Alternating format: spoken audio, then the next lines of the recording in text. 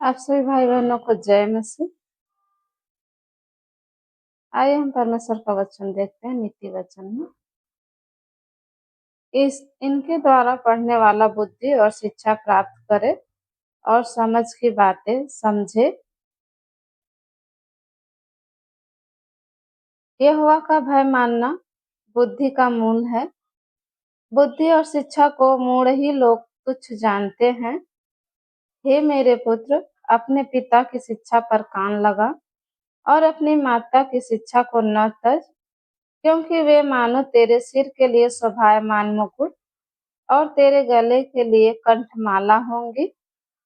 हे मेरे पुत्र, यदि पापी लोग तुझे फुसलाएं तो उनकी बात न मानना।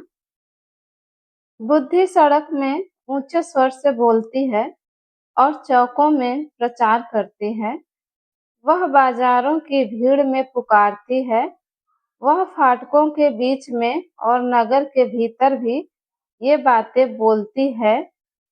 हे भोले लोगों, तुम कब तक भोलेपन से प्रीति रखोगे?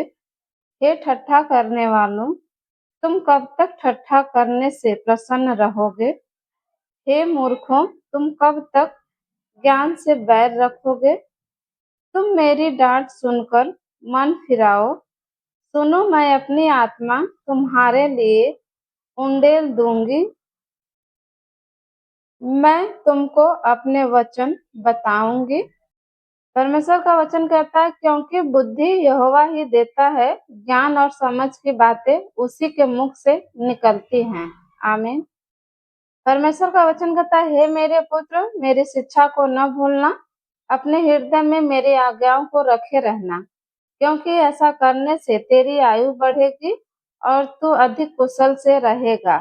कृपा और सच्चाई तुझसे अलग न होने पाए, वरन उनको अपने गले का हार बनाना और अपने हृदय रूपी पटिया पर लिखना। तो तू परमेश्वर और मनुष्य दोनों का अनुग्रह पाएगा। तू अति बुद्धिमान होगा। तू अपनी समझ का सहारा न लेना, वरन संपूर्ण मन से यहोवा पर भरोसा रखना। उसी को स्मरण करके सब काम करना, तब वह तेरे लिए सीधा मार्ग निकालेगा। अपनी दृष्टि में बुद्धिमान न होना, यहोवा का भय मानना और बुराई से अलग रहना। ऐसा करने से तेरा शरीर भला चंगा और तेरी हड्डियां पुष्ट रहेंगी। आमीन। परमेश्वर का वचन कहता है, उसके दाहिने हाथ में दीर्घायु और उसके बाएं हाथ में धन और महिमा है। आमीन। परमेश्वर का वचन कहता है, हे मेरे पुत्र, ये बातें तेरी दृष्टि की ओट में न होने पाए। खरी बुद्धि और विवेक की रक्षा कर, तब इनसे तुझे जीवन मिलेगा और ये तेरे गले का हार बनेंगी। तब तू अपने मार्ग पर निडर चलेगा और तेरे पाँव में ठेस न लगेगी। परमेश्वर का वचन कहता है, हे मेरे पुत्र, मेरी बुद्धि की बातों पर ध्यान दे, मेरी समझ की ओर कान लगा, जिससे तेरा विवेक सुरक्षित बना रहे और तू ज्ञान के वचनों को थामे रहे। क्योंकि पराई स्त्री के होठों से मधु टपकता है और उसकी बातें तेल से भी अधिक चिकनी होती है, परंतु इसका परिणाम नागदौना सा कड़वा और दो धारी तलवार सा पैना होता है। उसके पांव मृत्यु की ओर बढ़ते हैं और उसके पग अधोलोक तक पहुँचते हैं। इसलिए उसे जीवन का समथर पथ नहीं मिल पाता। उसके चाल चलन में चंचलता है, परंतु उसे वह आप नहीं जानती। इसलिए अब हे मेरे पुत्रों, मेरी सुनो और मेरी बातों से मुंह न मोड़ो। ऐसी स्त्री से दूर ही रह और उसकी ड्योहरी के पास भी न जाना। आमीन। परमेश्वर का वचन कहता है, हे मेरे पुत्र, मेरी आज्ञा को मान और अपनी माता की शिक्षा को न तज। इनको अपने हृदय में सदा गांठ बांधे रख और अपने गले का हार बना ले।